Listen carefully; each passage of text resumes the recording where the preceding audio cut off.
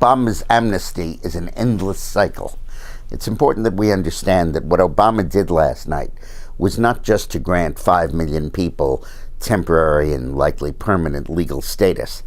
It was to set up a cycle, an ongoing cycle, where each new amnesty gets a new group of illegal aliens, illegal immigrants, crowded at our border and inside our country in a kind of holding area, who then become eligible for amnesty. This is a cycle. It's not just a one-shot thing. For example, his Dreamers amnesty gave rise to hundreds and hundreds of thousands of children showing up on our doorstep waiting for their amnesty. And clearly the current generation of illegal immigrants that just got amnesty were attracted by the 1986 amnesty that Reagan gave. And now we're going to have an entirely new group of immigrants coming into the United States illegally, crossing our porous border, which Obama did nothing to reinforce, and to sit around in the United States waiting for their turn at amnesty. And it's important for us to understand that this is not an unintended consequence of Obama's policy. This is his goal. As Eileen and I point out in our book, Power Grab, get a hold of it if you haven't bought it yet. It explains all of this. His goal is to create this cycle of flood of illegal immigration over porous borders, people who live in the United States, and then are in turn granted their amnesty one after the other. And in the meantime, they constitute a kind of ghost army that he can use to commit ballot fraud and get his people elected with no photo ID requirement to stop them.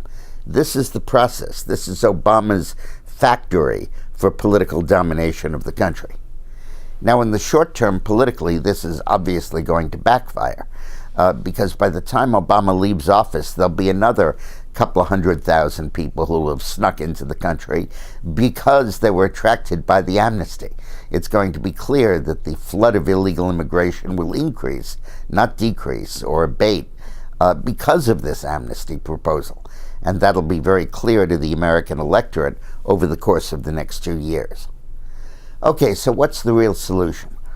How can we politically, as Republicans, win elections with this influx of Latino voters? When will the Latino vote no longer go Democrat?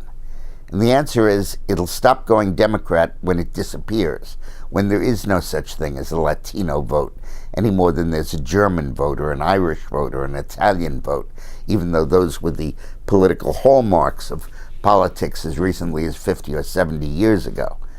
When Latinos become assimilated into our society, which is happening rapidly, which will continue, increasingly they will vote like Americans, not like a disparate immigrant group.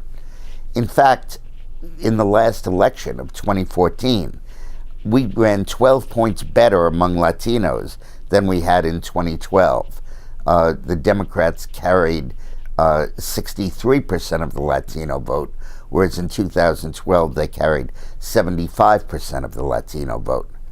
If we can get a Republican president elected in 2016 to change the economic policies in this country and get the country to move up economically, this process of assimilation is going to continue, going to proceed, and will become more significant than the immigration brought about by the amnesty.